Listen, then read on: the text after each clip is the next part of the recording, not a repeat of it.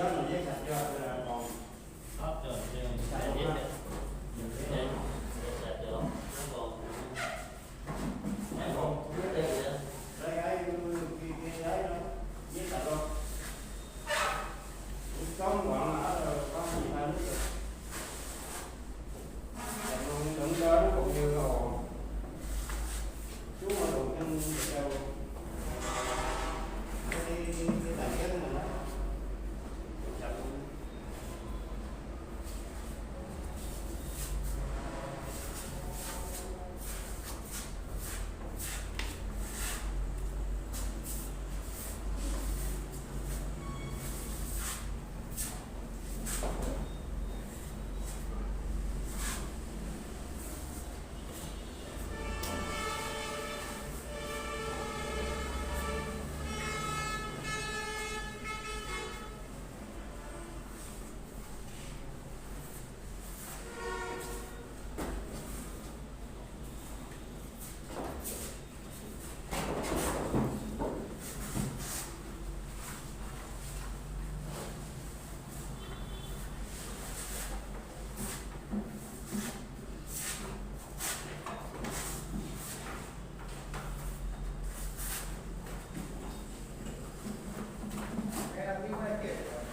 Kiểu gì?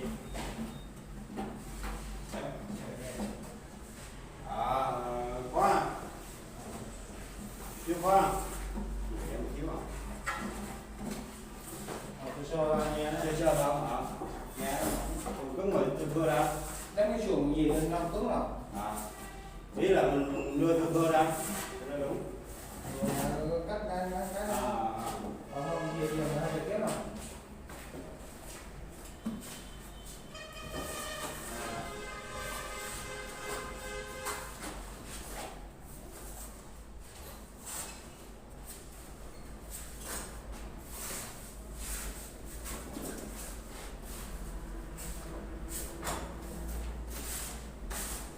kéo hết bộ này ví dụ như không biết nữa.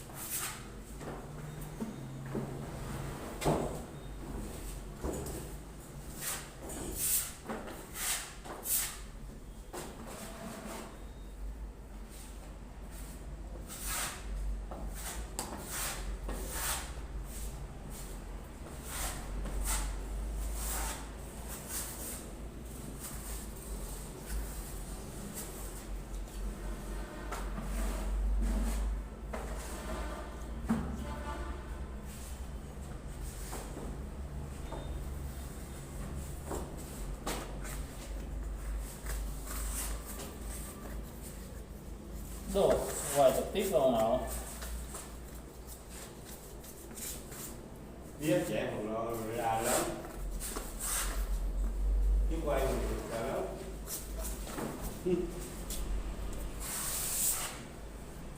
Đây qua tự coi hay có đưa mạng rồi rồi lên này nhá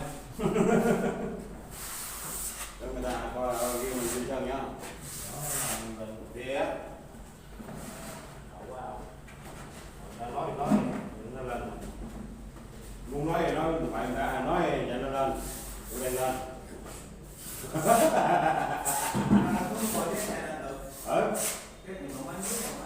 phải biết không chưa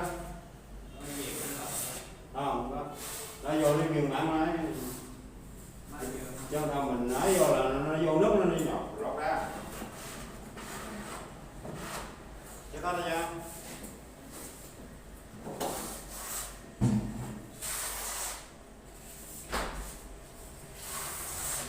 nó cũ nó đụng vô bung bao nhiêu bạn cũng ngắt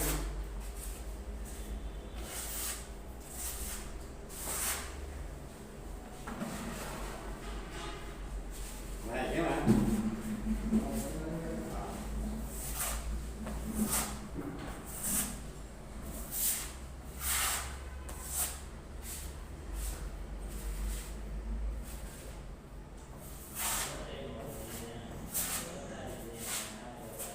nè để đem đi xuống đổ nước luôn bắt đầu